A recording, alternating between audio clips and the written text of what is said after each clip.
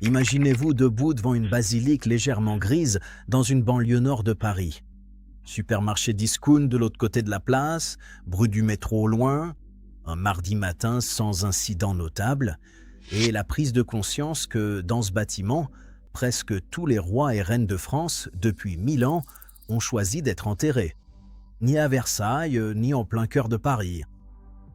Ici, sur cette place, dans ce quartier, que la plupart des touristes évitent complètement. Et puis la Révolution est arrivée, non pas pour les honorer, mais pour les déterrer.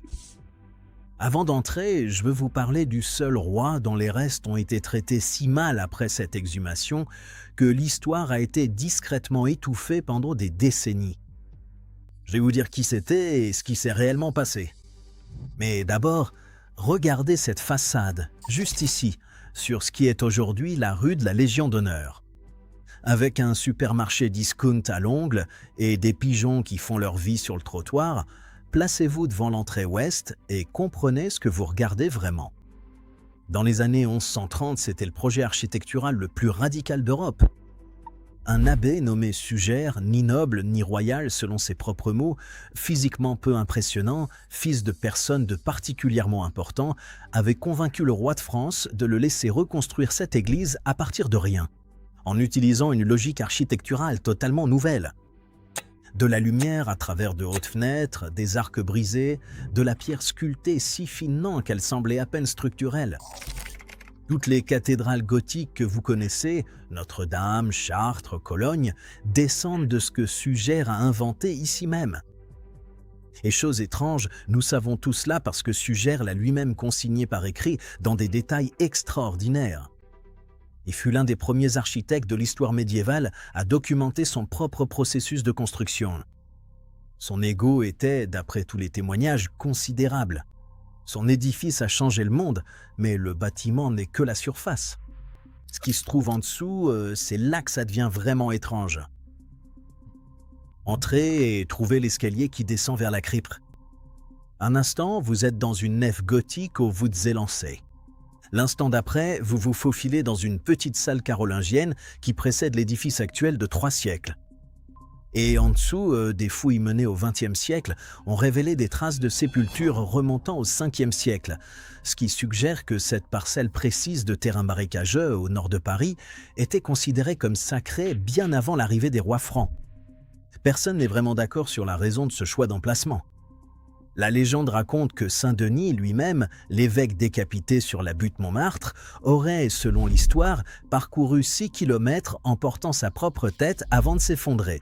Il fut enterré à cet endroit vers 250 après Jésus-Christ. La marche sans tête est évidemment une légende. Le site funéraire primitif semble authentique, et une fois qu'un lieu acquiert une telle importance, il devient presque impossible de l'arrêter. Ce qui m'amène à parler de cette dynastie qui a tenté d'être enterrée ailleurs et qui s'est retrouvée ici malgré tout, dans des circonstances presque grotesques. La récompense est à venir. Commencez par examiner le tombeau de Dagobert. Près du chœur, juste ici, se trouve l'une des sculptures funéraires médiévales les plus élaborées de France. Dagobert, roi des Francs au 7e siècle, a fait de ce lieu le site officiel des sépultures royales, et son tombeau est devenu une destination de pèlerinage à part entière. Les chroniqueurs médiévaux rapportaient que c'était la tombe la plus visitée de France après celle de Saint-Martin-de-Tours. L'homme lui-même avait une réputation compliquée. Les chroniqueurs contemporains le décrivaient comme politiquement brutal, dissolu, extravagant dans ses habitudes personnelles. L'Église lui a tout de même voué un culte après sa mort parce qu'il avait été généreux dans ses dons, ce qui, en gros, résume le fonctionnement de la sainteté médiévale. Sa sculpture funéraire, et c'est le détail que je trouve discrètement hilarant, a été réalisée au XIIIe siècle, soit 600 ans après sa mort. On y voit son âme disputée entre des démons et des saints dans un bas-relief élaboré. Gestion de l'image médiévale appliquée rétrospectivement. À partir de Dagobert, la logique était simple. Tu régnais sur la France, tu finissais ici. Pendant près de 1000 ans, jusqu'à ce que quelqu'un décide d'inverser la tendance en une seule semaine. Traversez la nef maintenant et regardez la densité du lieu. Des effigies de tous côtés, des visages de pierre fixant le ciel. 1000 ans d'ambition dynastique en marbre et en calcaire. Au XVIe siècle, la basilique fonctionnait moins comme une église que comme une usine à monuments. Les ateliers produisaient des tombeaux royaux sous François. L'un d'eux employait en même temps les meilleurs sculpteurs italiens et français. Et les tombeaux devenaient de plus en plus théâtraux, avec des gisants en marbre, des effigies portraits aux vêtements reproduits dans les moindres détails. Honnêtement, certains rois examinaient eux-mêmes leurs effigies pour en vérifier la ressemblance de leurs vivants, ce qui est une drôle d'après-midi à imaginer. Plusieurs des sculptures les plus célèbres étaient de toute façon techniquement inexactes. L'effigie d'Henri II le montre en armure cérémonielle, qu'il n'a jamais réellement porté au combat. Toute la nécropole est, d'une certaine manière, un vaste exercice de fiction officielle. Une belle fiction officielle. Et puis, il y a un chapitre que la version officielle a encore du mal à raconter, et il implique une pelle, une fosse commune et octobre 1793. Regardez le sol de la nef.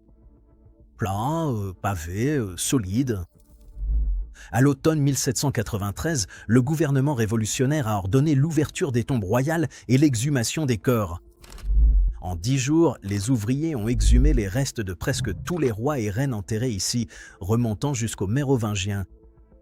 Les ossements ont été jetés dans 2 grandes fosses communes creusées à l'extérieur du bâtiment, puis dissous dans de la chaux vive. L'opération était méthodique. Les responsables tenaient des registres indiquant quelles tombes avaient été ouvertes chaque jour. Les sculptures ont été préservées, seuls les corps ont été détruits. Et parmi les exhumés se trouvait Henri IV, le roi bien-aimé, celui qui mit fin aux guerres de religion, celui dont les Parisiens parlent encore avec une véritable affection. Son corps était, d'après les témoignages de l'époque, remarquablement bien conservé après près de 2 siècles passés dans la tombe. Ces mêmes témoignages décrivent ses restes redressés et exposés au regard avant d'être jetés dans la fosse. Certains historiens considèrent que cette version est enjolivée.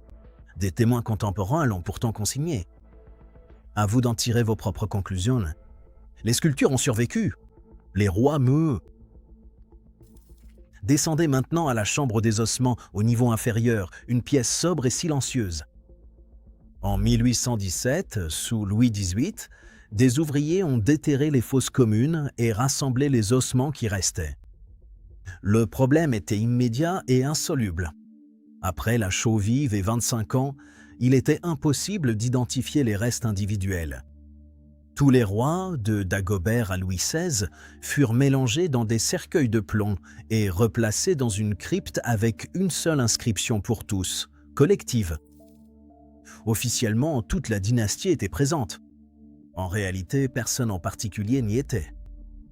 Et la seule dynastie qui avait délibérément cherché à se distinguer en se faisant enterrer ailleurs, la branche d'Orléans, qui avait choisi d'autres sites pour marquer sa différence avec la lignée principale des Bourbons, a fini par transférer les restes à Saint-Denis. Plus tard, de toute façon, quand le climat politique a rendu symboliquement nécessaire une nécropole royale unifiée, il saura mieux. Il revenait toujours. Et le seul couple royal qu'aurait vraiment dû être ici dès le début, les derniers, ne l'était pas. Pas avant longtemps. La chapelle qui abrite Louis XVI et Marie-Antoinette est sur le côté, en marbre blanc, plutôt austère. Ils ont été exécutés en 1793 et enterrés dans de la chaux vive au cimetière de la Madeleine, de l'autre côté de la ville. Ce n'est qu'en 1815, sous la Restauration, que leurs restes ont été exhumés et amenés ici. L'identification s'est appuyée en partie sur une boucle de jarretière et des fragments de vêtements. Ce n'était pas scientifiquement certain. Les cercueils contiennent ce qui a été retrouvé.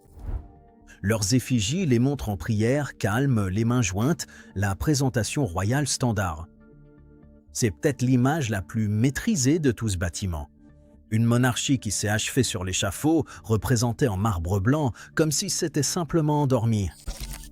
La basilique a survécu à la Révolution, a survécu à 2 guerres mondiales, a survécu au fait que son contenu ait été dissous dans des fosses d'acide.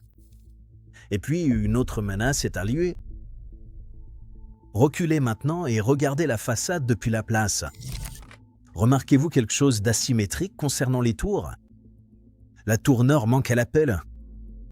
Non pas endommagée, disparaître, En 1847, elle a été déclarée structurellement. Déclarée instable et démolie par Viollet-le-Duc, l'architecte chargé de la restaurer. Son projet de reconstruction n'a jamais été mené à terme. Depuis, la basilique est privée de cette tour, une silhouette tronquée qui ressemble, quand on sait ce qu'elle devrait être, à une phrase interrompue en plein mot. Viollet-le-Duc est aussi l'homme qui a sauvé Notre-Dame, ce qui rend son œuvre inachevée ici d'autant plus marquante. Au XXe siècle, le quartier autour de la basilique a été aménagé en zone industrielle, puis en logements sociaux d'après-guerre.